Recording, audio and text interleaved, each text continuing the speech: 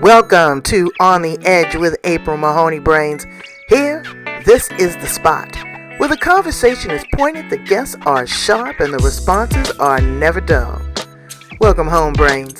There's only one requirement to hang out on the edge, is that you open your big brain and close your small mind. Did you bring your thinking caps? It's time to put them on, because the conversation starts now.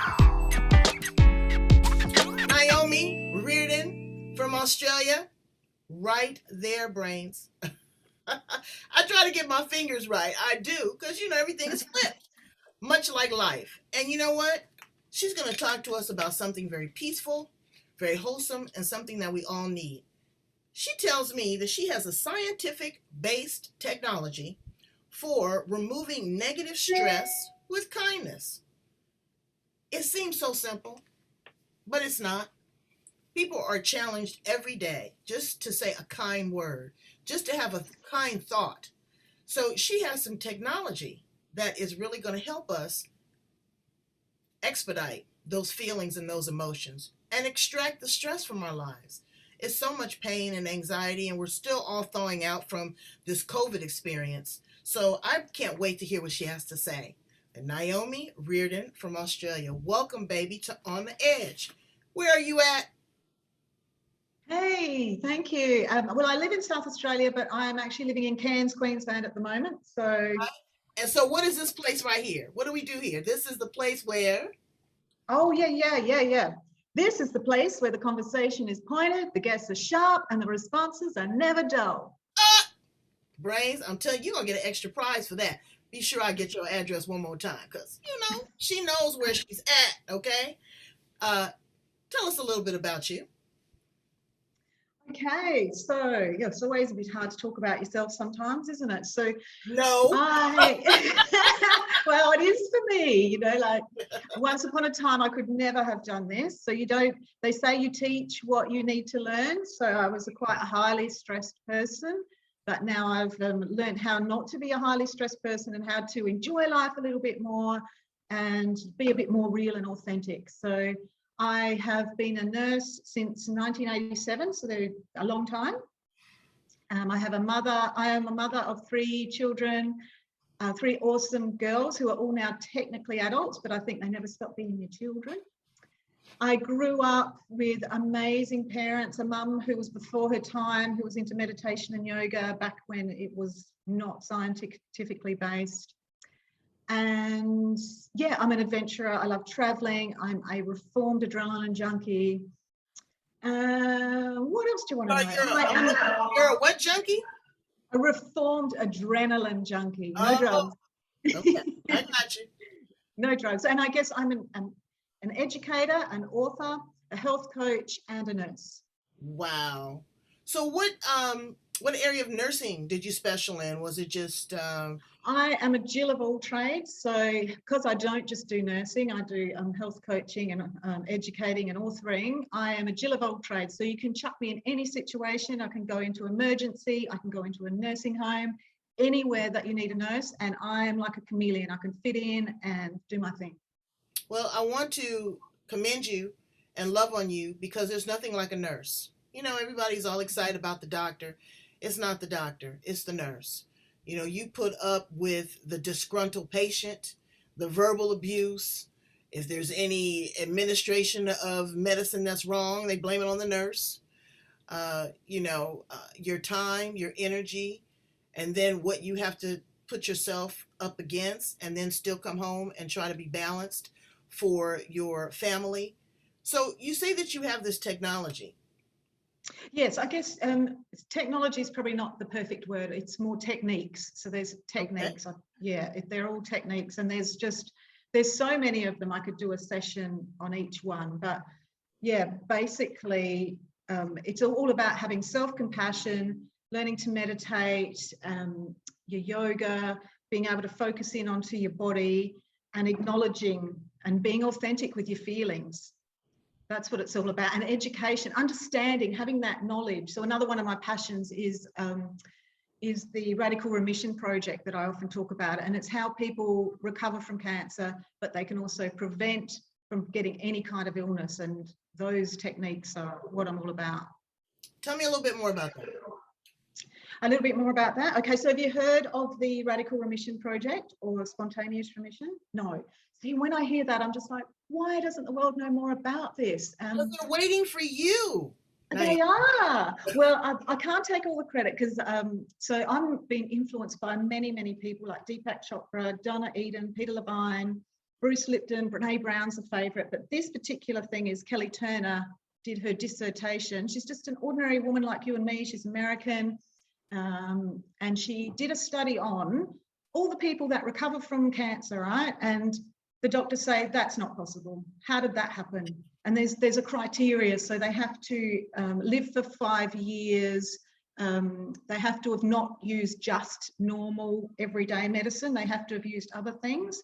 And she's got it down to 10 things, right? And these 10 things are prevention techniques as well as cures. So these people, there's thousands of them, and she studied them, which was a big deal. So she went and interviewed all these people, and she went through all the information and came up with 10 things that every single one of these people that survived beyond all expectation, you know, stage 4 cancers, told they had 2 weeks, and the doctors go, oh, that must just be a miracle. And they brush it off. They don't have the time for it, right? And she studied all these. And there's these 10 things, and I can zoom through them for you because everybody wants. Yeah, you want to know what they are? So one of them is diet. So these people changed what they were eating. No criteria there. Like some people, like there's a huge, like that's a whole nother subject, right? But they changed their diet radically. So that's one. Feeling like you're in control of yourself, not having somebody telling you what to do. That's 2. The third one is intuition, learning how to and being brave enough to follow your intuition. Big one. Herbs is another one. They all found some amazing herb or, you know, but no particular one. So if we knew that particular one, we'd be famous and change the world, but there's many, many, and everyone's different. Yeah. The other one, the next one is one that I really love and I focus on a lot with my clients, and basically the one that saved me is releasing negative emotions. We all store things, and those blockages cause us illnesses. Increasing your positive emotions. You know, we know a good laugh. We know that that is really, really important. Social support, huge one. That's why I run women's circles, which I didn't say at the beginning, but that's another huge one in what the world needs. Social support doesn't have to be women's circles though. It can just be you have got a few good mates. Having a spiritual connection, and that can be a connection to the trees. There's no particular religion or anything involved in that. And finally, oh no, there's 2 more. Having a reason to live, that's really important. Even if it's an old person with everybody dead, if they've got a cat, they've got a reason to live. So that it doesn't even have to be a person. And the final one is exercise. Exercise, yeah. Exercise. Well, you know, I would say at least 8 out of the 10. I struggle with the diet because I'm a foodie. I love to eat. I love a good cocktail. I love a good beer, chilled, you know, and I'm a snacker. But I have been working on that. I have really disciplined myself. I give myself working hours now. Can you believe that? I work 10 to 7. That means that I can be with you in Australia and I can be with my American counterparts. And then by like 9:30, 10 o'clock, I'm tucked in the bed with Mr. Magnificent. So my circadian rhythm was really off. And that was making a huge impact. I mean, I'm seeing it all in through here because, again, I was snacking during that time. As far as releasing stress, I do meditate. But as I've told others, meditation is very powerful. Because if you meditate and you're connected to source, you get downloads. And I was struggling with that because I was getting so many. I felt like I was overwhelmed and like I had to act on all of these things instead of having a conversation with source and saying, hey, give this to me in bite-sized pieces, or having a conversation. So people don't understand that meditation is not just to be quiet and receive information, but it's also a way for you to create dialogue. When it comes to herbs, I love fresh herbs, but let me tell you my herb story. I go to China. I go to the herb store. They got an herb for everything. I get this one, I come home, I give myself a full cup of tea. Okay? Next thing I know, Niomi, I'm hallucinating. Oh. Because herbs are very powerful. They are medicine. And people don't realize that. My husband goes, well, what size cup did they give you? I said, oh, about this big. And here I am. Not one, but I've had two. So I was pretty loopy. So people have to do that. But again, these are alternatives, brains. These are options. You know, she has been in the nursing profession and she has seen what traditional medicines and traditional um, thoughts behind medicine has done to people. And I'm seeing more and more nurses moving to a holistic approach and a spiritual approach because they see life and death. They see the transition. What has all of this work really taught you about being a better human being? Yeah, good question. But I just want to quickly go back to how you said you're only doing 8 out of 10 and food was one that you're not onto. Can I just point out that if you are enjoying that food with gusto and you love that food and you are mindful when you eat that food, it's okay. So just remember that. But yeah. I went to a mindful eating dinner with a girlfriend of Nice. mine. She took me and my daughter out. It was a 7-course meal. I kid you not. We were there for 2.5 hours eating. Oh, Because, sounds well, beautiful. yeah, because I had to, and people don't realize this too. Chew your food. They say drink, they say eat your liquid and drink your food. If you chew it, Mm. processing it, and you become one with it, and it's a big difference. It's a huge difference. So thank you for that. Yeah, yes. So back to the question, which was about what has my training or Let's being go in this that talk. environment taught me? Right. Yeah. So I guess part of my journey was going through burnout and learning about compassion fatigue. And also recently I've learned a new terminology called moral injury, which it started in the Second World War with the people that when they were killing people, obviously it feels morally wrong, but it can also apply to people like me that are really born to be here to help and allow people to be cured and cure themselves, and yet we're at work pushing tablets down their throats and telling them to do things, have surgery and things that we don't actually agree with. So it's called moral injury. And so there's a lot of nurses out there like that. And so what do? Do we just quit and let society keep doing what they're doing? No, that's not going to help. So go and learn as much as you can and integrate it as much as you can. So when somebody comes into emergency and they've got a bone sticking out of their leg, I'm not going to go tell them to meditate. That's not going to work. Right. Yeah, just go and get in your zen. Yeah. Yeah, so I'm not stupid about it. Like we're intelligent. We know that medical science has done some amazing things, and millions of people would be dead if it wasn't for the skills of some of these amazing doctors out there. But if only we could integrate more of the stuff we know. So like when that person's in there, can I apply some hypnosis techniques that I know to calm them down? Can nurses be trained, because a lot of us are, but many aren't, to understand that our own energetic being affects that person? So if I walk into them and go, oh my God, that bone sticking out of your leg, I've never seen anything so horrible.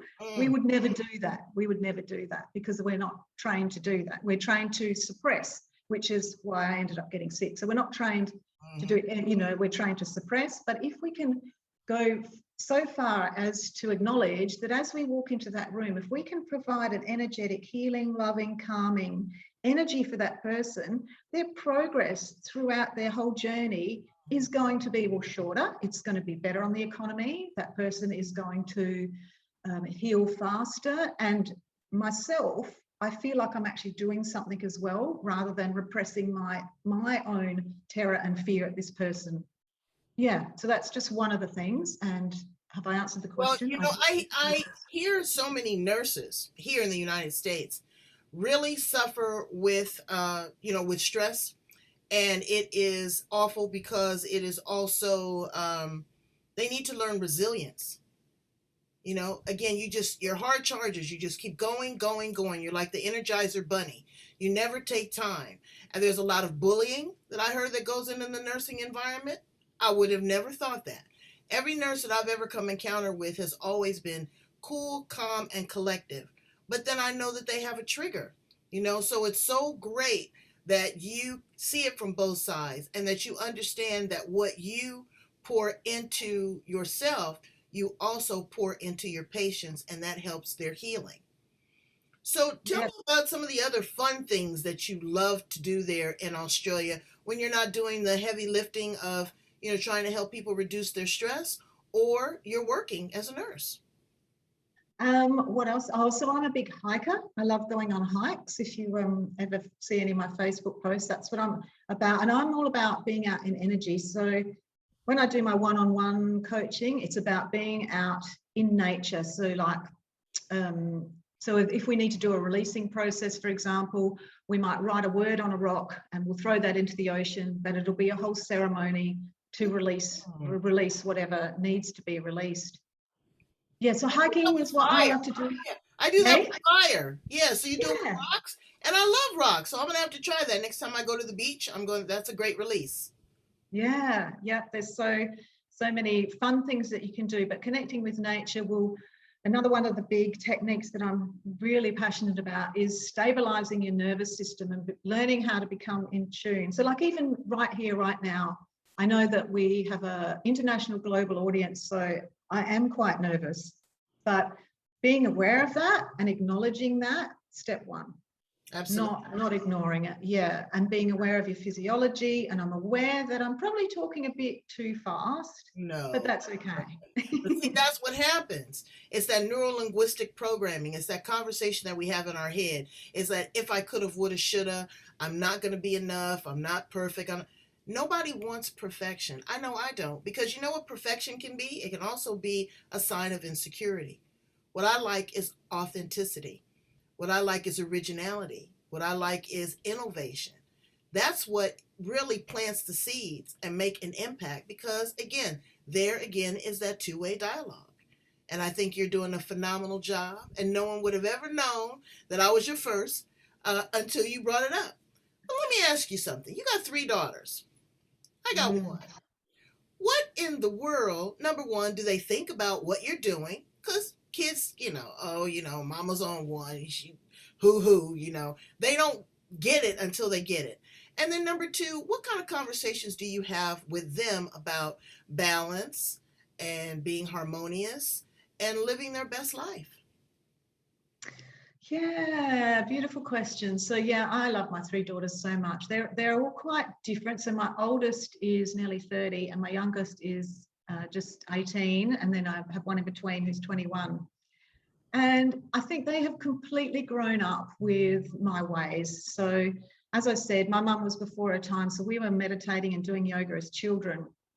So as my children were growing up, they were, told to meditate before they go to bed, and I would provide them with hypnosis tracks. And I've gone back in the past and said to them, that time you tidied your room, I hypnotized you to do that. And they're like, yeah, wow, Mum, I wondered how you did that.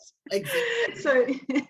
So that was fun. But yeah, I think our children do often still repeat the mistakes we make. My oldest daughter is working way too hard at the moment, and she knows it.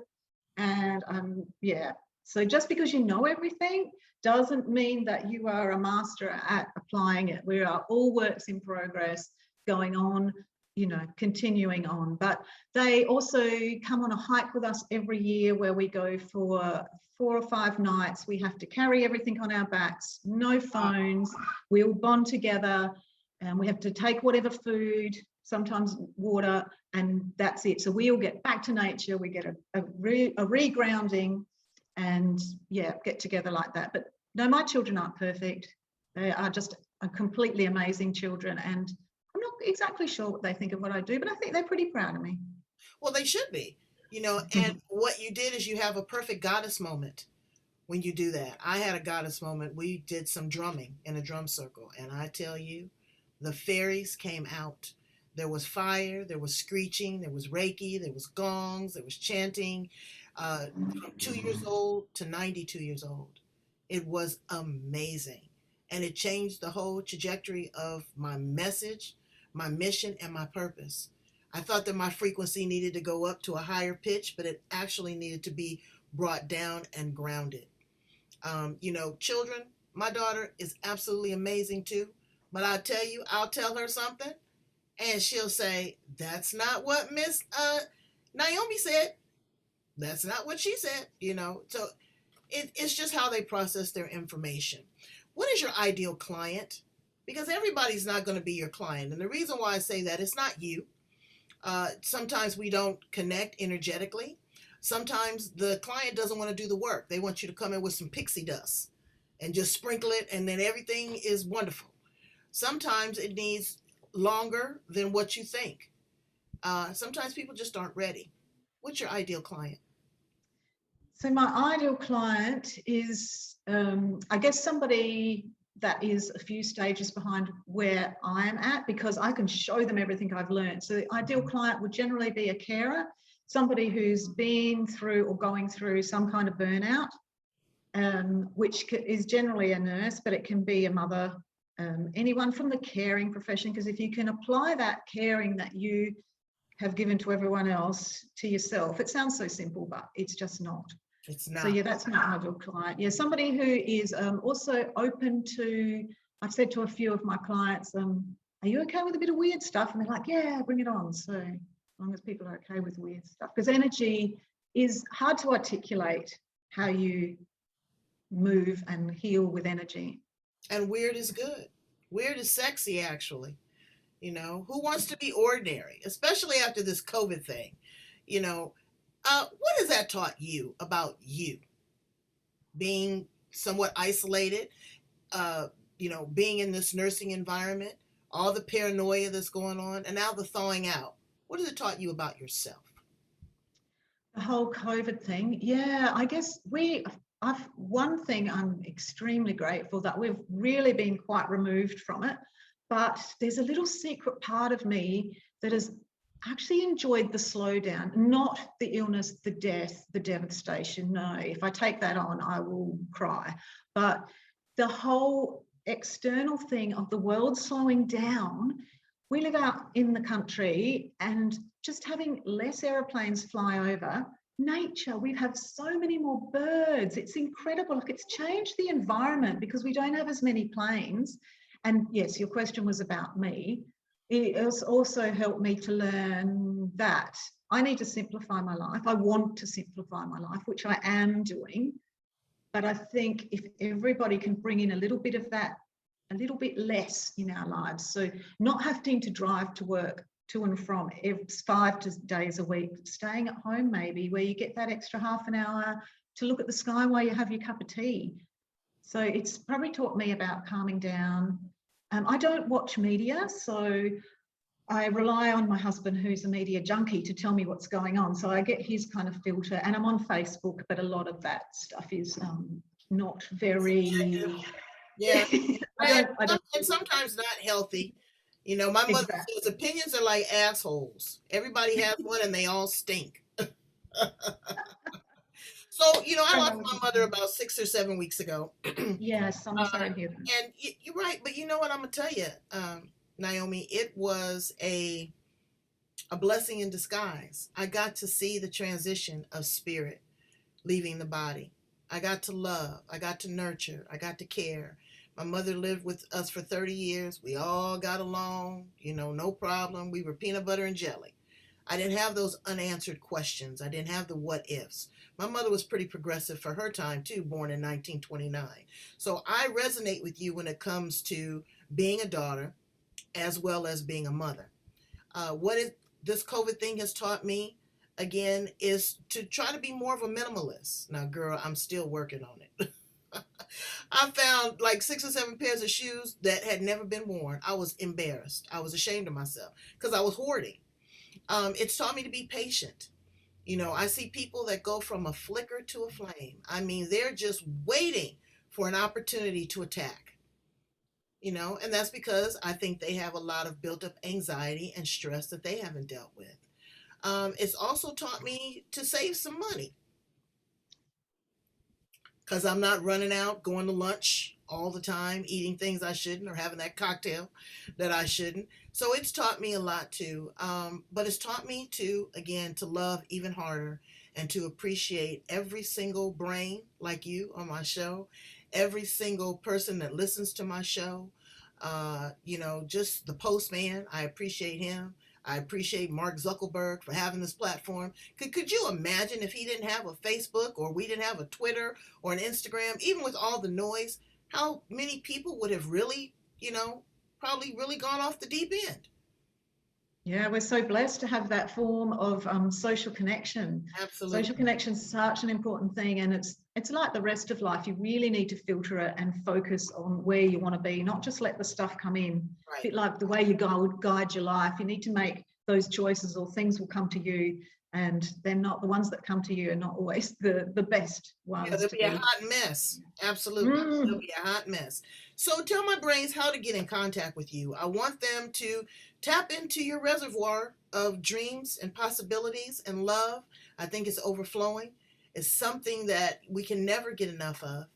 Our well will never run dry. We can continue to replenish with working with people like you that get it. And like you said, you're still even in that process yourself. And that's what I like. I want to go on the journey with you. I want to hike with you. Yeah, come to Australia. Oh, I'm coming back. um, I'm coming back sooner than you guys think. I'm coming. Oh, exciting. So the reason I wrote my book, which you did ask me to hold up, so Oh, I will, yes, absolutely. my book is called SOULutions. So they're not just solutions, they are solutions with soul. And the reason I wrote that is because my journey from taking many medications to taking zero medications is in this book, how you can remove all the medications in your life. Not everybody can, and I acknowledge that, but I was lucky enough to be able to. And I was coaching all these people, and I got a bit sick of telling them the same thing over and over again. So now I say, please read my book and then come and see me, because then you'll know most of the things I know as well. And I've put years of research into this book and gotten a lot of this information. Isn't just stuff I've made up, it's all science-based and from people that have got all the empirical evidence to back it up. Mm-hmm. And because I keep my life pretty simple, I do have a website, which is www.lifesoulcoaching. I'm not highly active on that. I do have two Facebook sites. One of them is under my personal name. I generally don't let people join that unless I've had one conversation with them, but I'm happy to have a conversation with people. I also have a business site, which is the same as the name of my book. My business site is Stress SOULutions, and I'm just about to put out, it's still a couple of months in the pipeline, a course, and I'll be needing some test subjects to make sure it's what people want. So if people connect with me and want to be one of my test subjects, I would love that. Well, we would love to be a part of that, because it's very important to have the beta group, because what we think is a deliverable is maybe not what people want. It's never going to be the way that it was December 31st of 2019. 2020 has changed the whole blueprint for everybody for a lifetime. And I welcome the opportunity to have a conversation. I'm going to see if I can rustle up some of my brains to go in and take a look at it and to connect with you. I thank you so much for being here on the edge. You are an amazing guest. You are a gift in so many ways. So I love you being here on the edge. Here's to you, my sister. To you, yes. And I think we attract and reflect those like us. So thank you. And it's so important to, just try to stay clear. Now, brains, we don't give you any, sell you a bag of goods, because stress is a part of life. But managing it, recognizing it, and sometimes making it work for your good, because that can happen too. And check your medications. Go in and Google them. Talk to your doctor. If you're on something, stay on it until you find an alternative, but know that there's alternatives out there too. All right? So thank you so much. I appreciate you being here on the edge. Come back and see me real, real soon, okay? Oh, and Thank you, purchase the April. book, Brains. I'm going to put it down at the bottom. She said that it's out of print because it's been an overwhelming demand. So just go ahead and put your order in, and Amazon will print some more. Okay? All right. Talk to you soon. Thanks, April. Bye-bye.